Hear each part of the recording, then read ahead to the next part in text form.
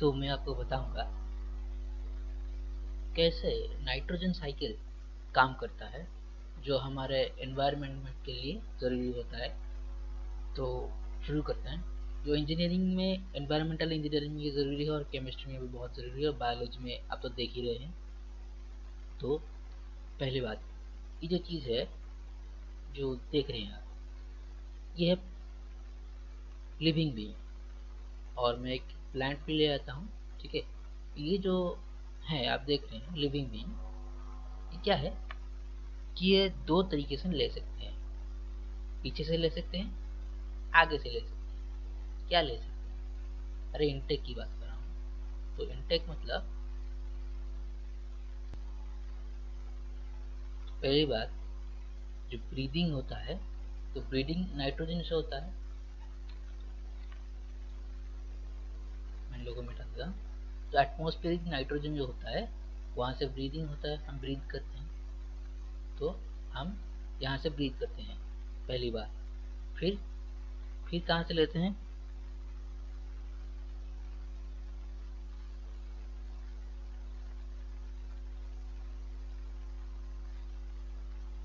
फिर हम लेते हैं ये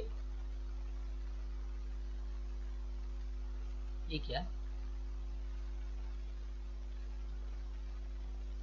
इसको बोलते हैं नाइट्रेट। नाइट्रेट कैसे याद रहेगा? एट, एट वी एट, तो ये तीन है। तो एक और बात, ये जो आप देख रहे हो दूसरी चीज,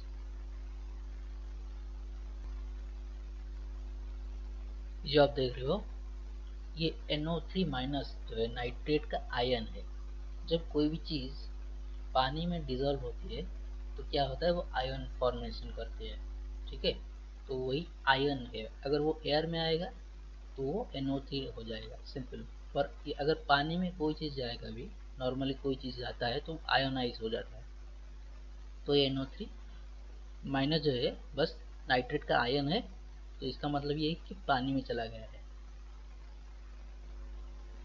तो जब पानी में चला जाता है तो क्या होता है, हम पी लेते हैं। तो नाइट्रेट जो है, नाइट्रोजन जो है, वो या तो हम ब्रीदिंग कर लेते हैं या फिर हम पानी में पी लेते हैं। तो यहाँ से चला जाता है नाइट्रोजन, हम इनटेक कर लेते हैं। उसके बाद हम देखेंगे ये कैसे सर्कल होता है। नॉर्मली 3 मंथ्स का उसका ट्रैवल होता है, हम देखते हैं।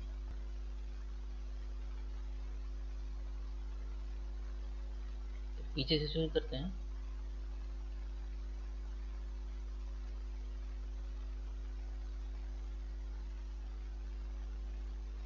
तो जो नाइट्रोजन है वो देखते हैं पहले जाता कहाँ पे है, ठीक है।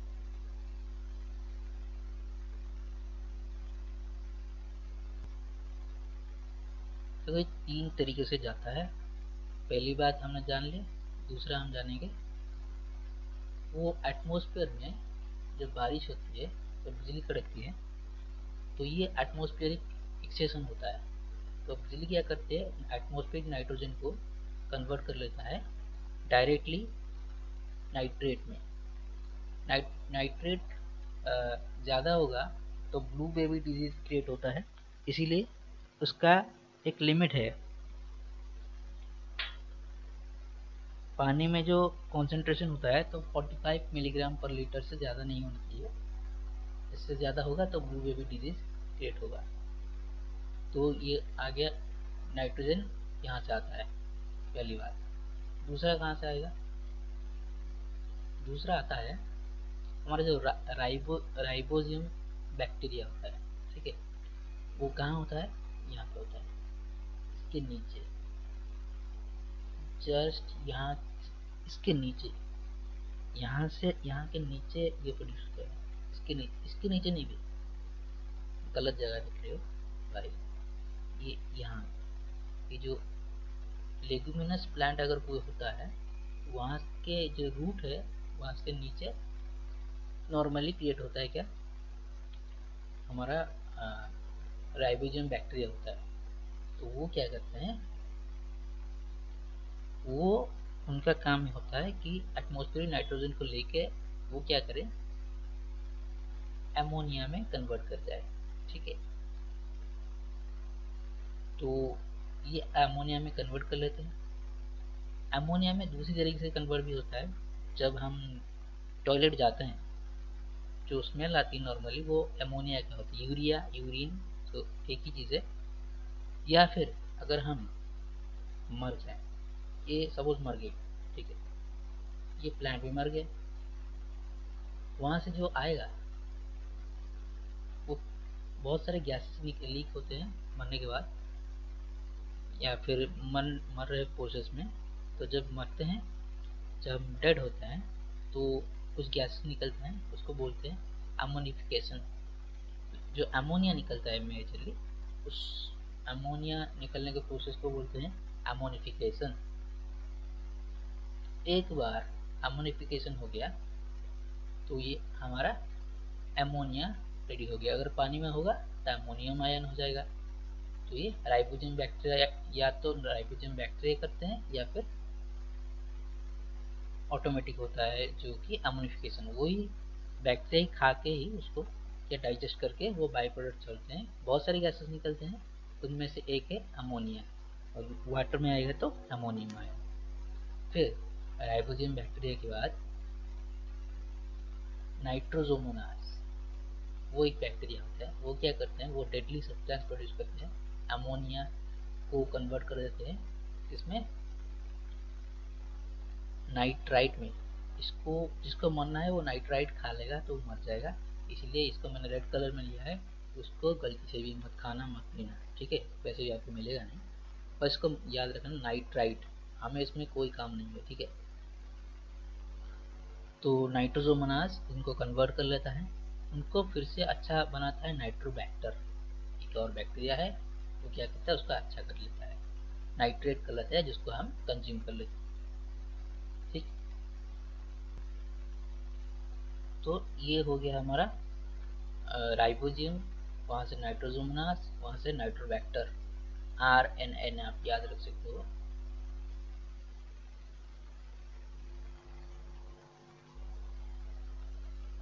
ऐसे आप याद रख सकते हो, रीना ने मना कर दिया जोमोनास के लिए डॉक्टर को, RNN राइबोसोम, नाइट्रोसोमोनास, नाइट्रोबैक्टर। उसके बाद या तो ये हो सकता है हम खा लेते हैं, या फिर ये हो सकता है कि ये जो डायरेक्टली नाइट्रेट है, ये क्या होता है,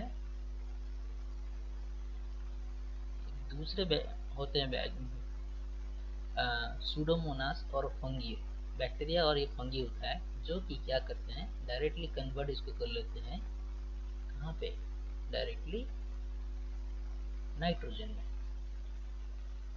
तो जैसे कि आप देख सकते हैं कि ये जो फुल प्रोसेस है वो 3 तरीके से आता है, या तो सूडोमोनास और फंगी आपको डायरेक्टली कर लेते हैं, या फिर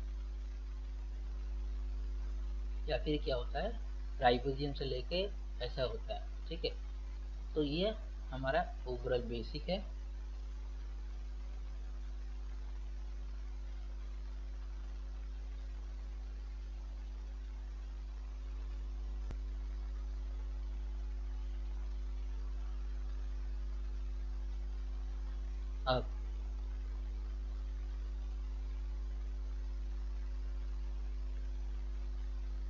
अब मैं बात करूंगा इसकी कितना टाइम लगता है, क्या लगता है। ठीक है, तो ये जो हमारा अमोनिया से नाइट्रेट हो गया, नाइट्रिफिकेशन इसको बोलते हैं, ये 1 मंथ लगता है। फिर डायरेक्टली अगर हम बोले नाइट्रेट से फिर एटमॉस्फेरिक नाइट्रोजन में अगर जाएगा तो वो लगेगा, डी नाइट्रिफिकेशन इसको बोलते हैं, वो 1 मंथ और 15 डेज का होता है। और फिर अगर अमोनिफिकेशन होता है तो 15 दिन हमें होता है। तो ये अगर हम इसका क्रिटिकल पाथ बनाएं, ठीक है, क्रिटिकल पाथ मेथड जिन लोगों को पता होगा इंजीनियरिंग में है, क्रिटिकल पाथ मतलब सबसे लॉन्गेस्ट पाथ जिससे हमारा सब कुछ डिपेंड करता है। पहली बात, सबसे लॉन्गेस्ट पाथ, मान लो यहाँ से शुरू हुआ, ठीक, ये 1 महीना यहाँ पे चला गया, 1 मंथ यहाँ पे चला गया। 1 महीने के बाद ये क्या होगा, मान लो यहाँ से होगा तो कम हो जाएगा, यहाँ से लेता हूँ मैं, ये 15 दिन, ठीक है, 15 दिन यहाँ से, फिर मैंने यहाँ से लिया 1 महीना 15 दिन हो गया, फिर यहाँ से लिया डीनाइट्रिफिकेशन प्रोसेस, फिर 1 महीना 15 दिन, 2 महीने 15-15 30 दिन, तो टोटल 3 मंथ्स लग गया, ठीक है। तो ओवरऑली तो नाइट्रोजन साइकिल हमारा 3 महीने का लगता है।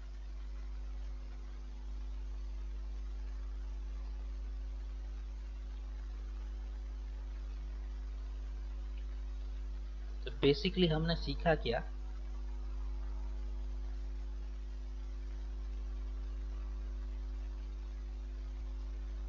कि ये कैसे प्रोसेस आता है। एक और बात, इम्पोर्टेंट बात है कि ये जो आप देख रहे हो, ये बेसिकली जो अमोनिया है, अमोनिया कभी कभी ऑर्गेनिक फॉर्म में रहता है, मतलब डिकम्पोज हो रहा होता है, कंप्लीट नहीं होता, कभी कभी फ्री में होता है, फ्री अमोनिया, मतलब एटमोसफियर में ऐसा ही घूम रहा होगा, और कभी कभी वो ऑर्गेनिज्म के अंदर होता है, ठीक है। तो इन दोनों को मिला के जो अमोनिया होता है उसको बोलते हैं केहेडल नाइट्रोजन, वही अमोनिया को ही बोलते हैं केहेडल नाइट्रोजन, वो सिर्फ नाम है और कुछ नहीं। इस अमोनिया को बोलते हैं केहेडल नाइट्रोजन। तो बेसिकली हमने देखा कि ये जो होता है प्रोसेस, वो होता क्या है कि बेसिकली हम या तो ये जो नाइट्रोजन है, या तो ये नाइट्रिफिकेशन होता है, या तो फिक्सेशन होता है, या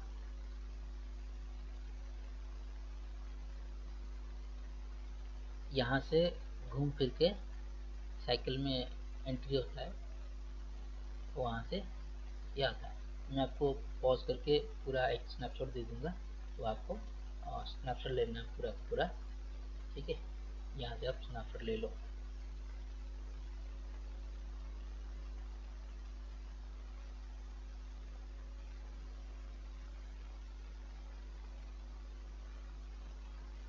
अगर आप किसी भी चैप्टर में वीडियो चाहिए तो आपको मुझे बोलना, मैं आपको बना के दे दूँगा। और ये है डेज ड्यूरेशन, ठीक है, ये डीनाइट्रिफिकेशन का प्रोसेस है।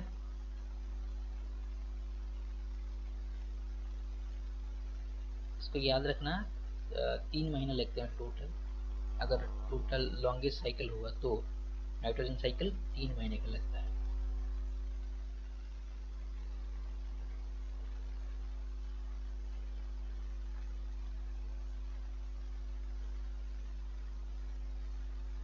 और कमेंट करना, अगर कोई सजेशन हो तो प्लीज़ कमेंट करना।